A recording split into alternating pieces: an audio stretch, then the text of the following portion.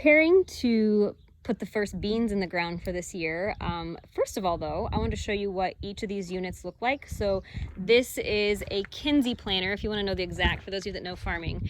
Kinsey 3500, it's known as a split row planter. We do all 15-inch rows. Long story short, and I've mentioned this before, we can actually plant corn, soybeans, and wheat with this by changing the boxes. And I'll show you that here in just a minute. So it has these units, okay, this is a full unit, this is the seed box, and notice that we've got all of them off right here. They're actually flipped upside down. We're working on those, I'll show you in a minute. I wanna show you though how the seed travels from the box out of the planter. And the easiest way is I'm gonna come back here because I'm on the end. So if you look down here underneath, this part right here, and then right here, so this actually cuts into the ground. So this opens up the seed row, if you will, and it makes a V as it goes back. It kind of V's. I can't really, that's better like that with my fingers. Makes a V back just like this because we're moving like this to open up where the seed's gonna fall in. And then if the box sits on top of here, and the seed actually goes through this tube, and the planter will count how many seeds it drops through there.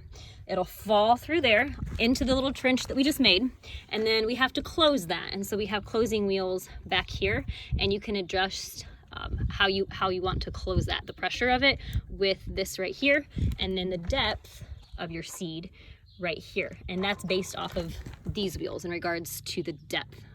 So it depends on if you're planting corn, soybeans, wheat, and then also depends on how wet is the ground, making adjustments for that. Let's talk about how to convert these boxes over to plant various different types of seeds. I focused a lot on corn, soybeans, and wheat. It can do sorghum, it can do a variety of other seeds. It's a very versatile planter. So if someone wanted to only have one planter on their farm, this would be a great option to have because you wouldn't have to have another one.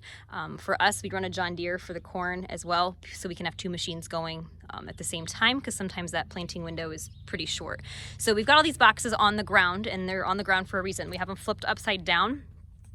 And then this is actually the mechanism that is sorting the seed, if you will. And I'm going to show you. We actually take these off.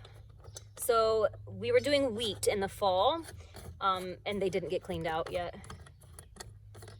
So you take this off, and you'll see all the wheat fall out. This particular plate helps prevent the wheat from falling out like it just did. It's all packed in there because remember that it's actually in the box and it's falling out. We've got it upside down.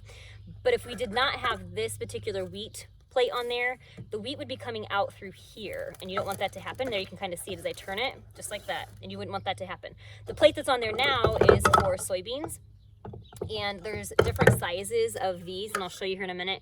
Because of the soybeans and how they fall through here, it's going to depend on the size of your soybean on what size of plate you would place on there. So for today, since we're switching over to beans, we're taking this off, okay, and putting just this plate back on. But while we're inside here, so you can see what it looks like, what I'll do is actually, I'll take a screwdriver here in a minute and clean all this out.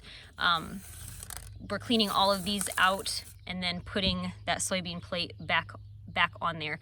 But keep in mind, we have this soybean plate.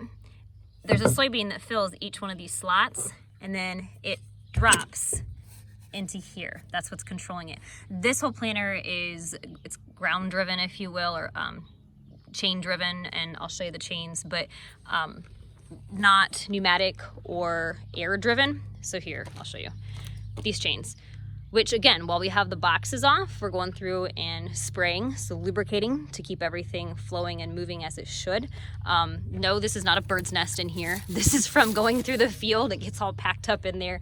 It blows in there, believe it or not, because remember, this is the cutting wheel, so it's got a lot of debris that's coming up in there. See the red light? That is telling us that it's picking up, the sensor's picking up, so that means when the seed falls through there, the counter will count it. But there's two little windows down in here. You can't see them, but when the red light turns on, that means it's working.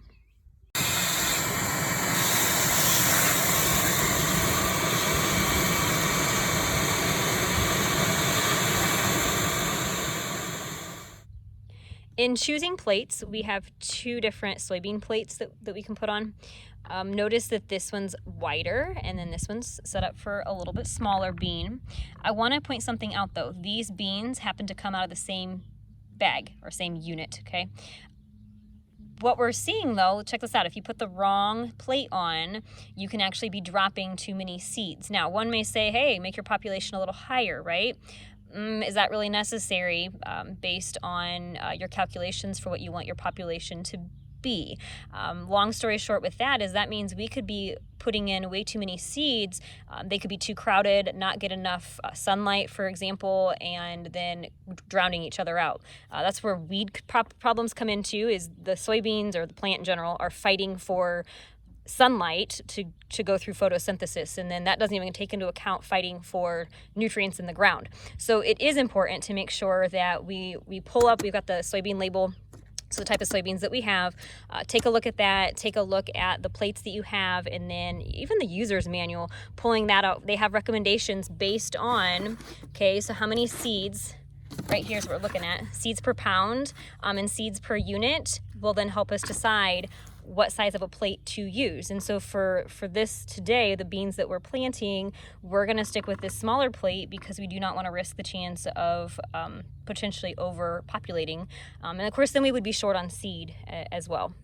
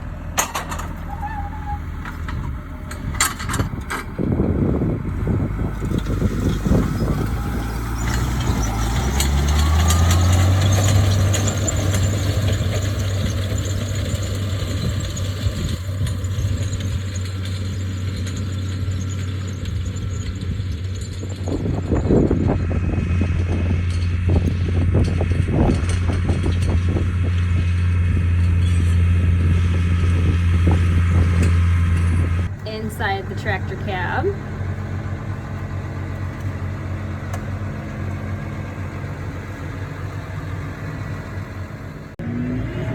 Since we do not have auto steer, we actually have to line the middle of the tractor up with the marker line from the planter.